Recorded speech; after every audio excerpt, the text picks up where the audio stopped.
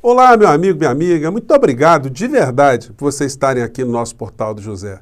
Somos mais de 500 mil de pessoas conectadas através do nosso espaço, o que faz da minha voz um reflexo da voz de muitas pessoas espalhadas pelo Brasil e pelo mundo inteiro e que às vezes podem se achar solitárias na percepção de mundo, na percepção das coisas que nós estamos vendo, né?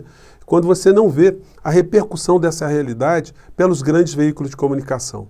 Isso faz com que o nosso espaço aqui seja uma ferramenta muito importante para ajudar outras pessoas a entenderem a nossa realidade. Hoje eu vou tratar de alguns temas aqui que não são usuais, que me incomodaram bastante e que eu acho que deveriam ser mais enfrentados e mais denunciados de uma maneira geral. E eu vou falar também de política e de economia, mas o assunto hoje ele merece um destaque porque certamente ele vai trazer revelações que você jamais pensou que você veria. Nós estamos a 179 dias das nossas eleições presidenciais e os temas que a gente vai abordar aqui hoje, eles merecem e devem ser repercutidos também. Qual é o perfil moral dessa gente que está à frente do nosso país? Para onde é que eles querem levar a nossa pátria? Quais são os valores que eles querem valer prevalentes aqui no nosso país? Bem, antes de mais nada, se você está chegando agora no nosso portal, venha fazer parte também das nossas discussões, se inscreva aqui no nosso espaço, é só clicar no símbolo que está aparecendo aí no seu monitor, conheça também os nossos outros vídeos, se você gostar, compartilhe, dê o seu joinha porque é fundamental e os comentários de vocês são sempre lidos e são sempre considerados. Lembrando que todos os dias eu estou aqui entre 5, 5h30, 5h40, no chat, batendo um papo ao vivo com vocês. E amanhã eu vou fazer um programa super especial, às 10 horas da manhã, quarta-feira, falando de coisas que você nem imagina que estão acontecendo na Europa, em função do conflito que está acontecendo lá, e quais as repercussões disso para o mundo. O mundo está mudando numa velocidade absolutamente imprevisível para muitos analistas, e eu vou mostrar para vocês o que está acontecendo. Bom, mas vamos aos papos de agora. Gente, eu fiquei aguardando para ver qual seria o comportamento dos veículos de comunicação na abordagem desse sujeito aqui. O jornal dá uma matéria, outra, né, falando que o senhor Eduardo Bananinha está sendo fustigado ali. Partidos pedem cassação de Eduardo por deboche com tortura de Miriam Leitão. Gente, vocês já conhecem o episódio. Deixa eu tirar a cara do indivíduo aqui, de trás de mim. Vocês conhecem o episódio. Ele debochou da Miriam Leitão, que foi torturada na época da ditadura, jogada numa cela depois de ter sido espancada por 10 soldados, ter a sua cabeça aberta. Ela estava grávida e foi jogada numa cela com uma cobra, né? Eduardo Bolsonaro faz um deboche abjeto sobre essa questão. Claro que ele sofreu repúdio geral, mas isso é uma questão que me incomodou muito, porque eu sou professor de Direito Constitucional, Direito Penal, eu sempre militei em instituições ligadas a direitos humanos, sempre lutei contra as injustiças, as iniquidades. Como empregador, tentei fazer o meu papel ao máximo de ser uma pessoa que pôde contribuir com o engrandecimento de alguém, enfim, o crescimento de alguém. Enfim, e eu estou aqui exatamente para isso, para continuar a reverberar esses valores todos. Aí quando eu vejo uma situação absolutamente desumana, abjeta, uma situação estarrecedora, não dá para a gente menosprezar como os grandes veículos que deveriam ter responsabilidade de fazê-lo, não fazem. Só para ter uma comparação, vocês estão vendo ao longo de algumas semanas a maior empresa de comunicação do Brasil pegar um vereador aqui do Rio de Janeiro, uma figura inexpressiva, e pegar todos os seus crimes, os seus malfeitos, as acusações, seus comportamentos antiéticos e morais e expor essa criatura em rede nacional. Mas o mesmo peso não é dado para importâncias que influenciam na realidade do povo brasileiro, como o clã Bolsonaro, que tem sido poupado de muitas coisas, inclusive uma que eu vou mostrar aqui para vocês, que derruba muitos conceitos morais dessa família. O que o Eduardo Bananinha fez pode ter alguma explicação no campo freudiano, mas ele é um político, ele é uma pessoa que tem um mandato. Eu fico pensando como é que um deputado, uma deputada consegue conviver com uma criatura dessa sob o mesmo teto. E como algumas pessoas ainda se identificam com uma figura como essa. E quando ele faz um discurso reforçando toda uma crueldade, uma desumanidade, ele acaba influenciando muitas pessoas também para o mal. E a gente tem que se livrar desse mal. O Flávio Bolsonaro, o Eduardo Bolsonaro, não só ele não pediu desculpas a Miriam Leitão, porque eles são muito covardes também, né? Quando eles veem que a onda virou em sentido contrário, eles falsamente pedem desculpas, dizem que foram mal interpretados, mas não. ele acrescentou mais algumas grosserias e, além de tudo, ele duvidou que aconteceu o que aconteceu e ainda invoca o nome de Deus na fala final dele. Eu vou colocar só um trechinho, gente, porque vocês não merecem passar por mais sofrimentos, né, de ter convívio com essa gente. Mas é importante a gente manter registrado, que depois eles tiram o vídeo do ar, né, e isso aqui, pelo menos, fica registrado no nosso portal. Acompanhe o comportamento aqui do Valentão. Se a Miriam Leitão fosse realmente torturada, eu seria o primeiro a defendê-la. Já o pessoal, os coleguinhas dela da Lacrolândia, não dá para dizer a mesma coisa, né? Porque eles têm que ver quem é que está torturando e quem está sendo torturado para daí formar suas convicções. Porque, ao que parece, quando de um lado está o nome Bolsonaro, vale tudo para atacar e denegrir, até mesmo torcer pela morte dele. Um abraço, fiquem com Deus. E ainda manda essa, né? Qual é a conexão com algum Deus que essa gente pode ter, né? E aí vocês, para poder entender, gente, o que aconteceu, vou deixar até a janelinha menor aqui, né? A gente tem que entender qual é a origem moral, ética, familiar, né? Desde criança, o que esses indivíduos aprenderam em relação às mulheres, em respeito ao ser humano, em respeito à família. Aquilo que o Bolsonaro diz de ser um defensor de família, será que ele defendeu a família sempre? Família não foi para ele um espaço para utilização pessoal, para se locupletar pessoalmente? Será que ele colocou os filhos na política para exercerem um papel a favor da democracia, a favor da justiça social, de um melhor país? Ou simplesmente foi uma coisa egoísta de gente medíocre, um cara banido das Forças Armadas, que encontrou na atividade política um jeito de se enriquecer e foi o que aconteceu? Nesse trecho aqui dessa entrevista do Bolsonaro, que pouca gente conhece, ele revela ali nesse papo uma coisa que era conhecida aqui no Rio de Janeiro. O Bolsonaro, deputado federal, se elegeu deputado, colocou no seu lugar como vereador numa eleição a sua então esposa Rogéria Bolsonaro. A Rogéria Bolsonaro, dentro da Câmara, conheceu uma outra figura, teve um relacionamento. O Bolsonaro se separou e parece que ele passou a nutrir um grande ódio à mulher e às mulheres. Nessa entrevista aqui, ele inclusive confessa que já utilizava o gabinete para suas rachadinhas, para um desvio de função, mostrando ali o apego que ele tinha ao dinheiro. O Bolsonaro foi capaz de colocar o Carluxo, com 17 anos, para se confrontar com a sua esposa. E o rapaz se elegeu vereador sem saber, sem ter noção do que estava fazendo ali e simplesmente por uma questão de ódio pessoal do Bolsonaro. Isso pode explicar, isso que eu vou mostrar para vocês, o comportamento dos filhos e essa deformação, essa coisa complicada que eles têm em relação às mulheres, essa falta de respeito e por aí vai. Deixa eu colocar aqui no ponto. Vamos lá, acompanha aqui, gente. A relação com a Rogéria Bolsonaro, é isso? Ela ainda está com a relação, vamos chamar assim, de liderança do senhor sobre aquela parte? Ela usa o meu nome, né? Infelizmente, por lei, ela tem direito a usar o meu nome. Mas é uma pessoa que não merece mais credibilidade daquelas pessoas que eu pedi para votar nela. Mas é que estou arrependido? Aconteceu. Houve uma separação, tá? Ela, inclusive, viveu maritalmente com o vereador Paulo Serri por muito tempo. Tá? Esse relacionamento até aconteceu ela se separando ainda, mas é uma questão particular dela, acho que ela tem direito de procurar o companheiro que ela quiser. Hoje em dia ela vive com o major da Polícia Militar, mas é a vida particular dela. Agora, o comportamento dela político na Câmara é reprovável por mim.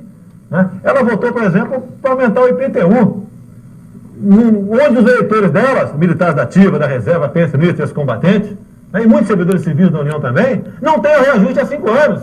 Mesmo que viesse a perder o voto dela, se ela votasse contra, ia ser aprovado de qualquer maneira. Mas ela tem a obrigação de lutar, né, contra esses assaltos que se fazem constantemente através do poder público, junto ao contribuinte. E ela votou favorável também agora à contribuição previdenciária, a majoração da contribuição previdenciária dos servidores municipais e nativos. Então, uma pessoa que age dessa maneira, né, eu não tenho por que apoiá-la. Então, a minha separação foi ampla, geral e restrita. Ela cuida da vida dela, eu cuido da minha vida. Tá? Infelizmente, ela tem até, no boletim dela, revelado alguma coisa da vida particular nossa. Não é por aí, no meu entender. Tá? Ela vai ficar com o marido dela, com o futuro noivo dela, nada contra. Eu também vou ter minha companheira, como já tenho. Não tem problema nenhum. Tá? Agora, ela não pode, no meu entender, eu faço um apelo aos meus companheiros, quem quiser votar nela, tudo bem. Agora, não vote nela pensando que está me ajudando em Brasília. Eu vou apoiar outra pessoa em Brasília. Mas ela pode continuar com o nome Bolsonaro? Por lei ela tem direito, né, Jair? Infelizmente a lei deu esse direito, facultou esse direito a ela. Ela havia feito um compromisso comigo, por ocasião da separação, no processo, né, que ela não ia usar esse nome. Não ia usar. Agora, depois que o juiz bateu o martelo, ela simplesmente resolveu dar uma banana para mim. Inclusive, dos 20 cargos que tem um vereador na Câmara Municipal, tinham 6 cargos que iam ficar comigo. Após o juiz decidir, isso não podia entrar no processo. Tá? Ela mandou embora 6 militares meus que faziam o meu trabalho de assessoria aqui. Então eu estou sozinho. Ela ganha mais do que eu. Em ganhos indiretos, muito mais do que eu. Tá? O vereador ganha mais do que o deputado? Ela muito mais. Ela tem gasolina, eu não tenho. Ela tem um telefone franqueado, eu não tenho. Ela tem 45 mil reais para pagar funcionários. O nosso em Brasília são 20 mil para mim ter 2 gabinetes. Então fica difícil você fazer um trabalho como eu faço, sem meios. Tá? Um telefone franqueado, eu, por exemplo, Brasília, o nosso limite são 900 reais. Se eu passo disso, entra diretamente no meu contra-cheque. Aqui é livre. Ela tem um vereador aqui, tem uma máquina Xerox na Câmara. Né? A matéria vai por aí. Eu tenho certeza que a maior parte de vocês e do Brasil não tem noção dessa história. O perfil moral, né, da criatura. O Bolsonaro não era nenhum menino quando ele estava fazendo essas entrevistas. Ele tinha mais de 45 anos, quando ele defendeu tortura, quando ele defendeu o fuzilamento de pessoas, o assassinato de mais de 30 mil brasileiros, quando ele pregou a sonegação de impostos. Ele disse que quem paga imposto é trouxa, é otário, tudo que ele pudesse sonegar, ele sonegaria. Como é que isso não foi exposto de uma forma muito exaustiva para o povo brasileiro, para que o povo brasileiro soubesse de fato quem é a figura? Hoje, mesmo vendo essas imagens aqui, muitas pessoas que já estão com uma espécie de lavagem cerebral, elas não vão aceitar, vão dizer que isso é fake news, ou vão encontrar um outro tipo de justificativa, como encontram os bolsonaristas para as coisas mais abjetas, as coisas mais dantescas que eles defendem o tempo todo. Isso tudo, gente, tem um papel funcional, né? Situação extremamente funcional. E muita hipocrisia também. Ontem eu falei com vocês da nota da Rede Globo, uma nota que não diz absolutamente nada com nada, falando da Miriam Leitão ali, que eles se solidarizam. Assim. Eles se solidarizam, mas eles blindam o governo Bolsonaro. É um verdadeiro jogo de encenação que acaba iludindo todo mundo, as pessoas que eu conheço, inclusive. Muitas pessoas falam, você está pegando pesado, a Globo bate no Bolsonaro. Sim, eles batem em situações superficiais, mas o impeachment, o que resolve mesmo o problema da República, tirando do poder alguém que é anticivilizado, alguém que é um traidor da pátria, alguém que prega esses valores morais de uma forma hipócrita que ele apregou o tempo todo, ele não é ameaçado. A gente vê esse tipo de editorial aqui, do Globo de hoje. Bom, o editorial diz, só o voto pode livrar o Brasil do insidioso patrimonialismo. E aí eles, no final do texto, do editorial, eles dizem, a sociedade brasileira não pode continuar refém dos grupos de interesse que se apoderam do Estado, incrustando na lei de privilégios, incrustando na lei privilégios indecentes que nós todos pagamos. Numa democracia é preciso que tenhamos consciência da importância do voto para transformar esse estado de coisas. Esse é o inseticida recomendado para livrar nossas instituições dos cupins. Só que o seguinte, eles fazem isso para o jornal, que é lido por uma classe média muito restrita aqui no Rio de Janeiro, e colocam essas mesmas abordagens na Globo News, que também é muito restrita, tem 0,4%, e a população, de uma maneira geral, não é confrontada com esse tipo de questões todas que eles repudiam por um lado, mas eles protegem por outro, porque eles sempre defendem a política econômica que Paulo Guedes toca. Eu tenho dito para vocês, esse tipo de editorial apenas prenuncia aquilo que eu tenho sublinhado sempre, que os bolsonaros vão para a lata do lixo. Eles não têm identidade de classe com esses bilionários. Os bilionários que estão no poder estão se utilizando de um pé rapado, como o nosso presidente da República, uma pessoa com esse comportamento moral de 5ª categoria, comportamento público de 6ª categoria, para atingirem os seus objetivos econômicos. E iludir boa parte do povo brasileiro. Eles jogam para alguns meios que eles estão repudiando, estão recriminando, mas na essência eles estão patrocinando. E aí a gente vai vendo todo tipo de situação se perpetuando no Brasil. O lobista aqui, que é um homem que toda hora aparece no Jornal Nacional, que eles queriam que virasse o presidente da Petrobras, ele caiu porque o conflito de interesses é notório. Então ele foi jogado para fora. E nessa história do nosso país, em todas as questões morais que a gente fica se debruçando, a gente acaba não percebendo essa situação aqui, ó. Carga tributária do nosso país. Gente, o Brasil está numa recessão terrível. Os trabalhadores estão perdendo, todos os empreendedores estão perdendo, os profissionais estão perdendo, mas a carga tributária do nosso país subiu para 34% do PIB. Era 32% em 2002. A promessa que o Brasil ia ter uma carga de impostos menor, o que nós vemos na realidade é isso. O Guedes fazendo um discurso hipócrita, bandido para um lado e apertando, arrochando o povo brasileiro para o outro. O resultado a gente vê nos supermercados, nos postos de gasolina. E a gente vai vendo os hipócritas sendo protegidos, né? O senhor Augusto Aras, ele vai ter que sentar no banco dos réus quando ele sair do poder. O que está acontecendo no Brasil, inclusive, vai ser objeto aqui de um programa especial que eu vou fazer só sobre a relação do Ministério Público, Procuradoria-Geral da República, Senado da República, meios de comunicação e Presidência da República.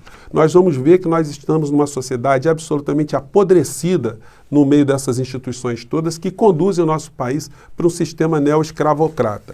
E aí a gente vai vendo esse tipo de patifaria aqui, ó. O Arthur Lira, incomodado que não se pode colocar ladrões à frente da Petrobras, que são da turma que ele protege e que já foi objeto dele, inclusive, ficar sentado no banco dos réus, né?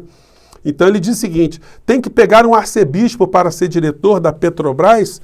Enfim, não, tem que colocar um homem honesto, um homem decente, um patriota, mas é difícil vocês conseguirem alguém assim no meio de vocês, né?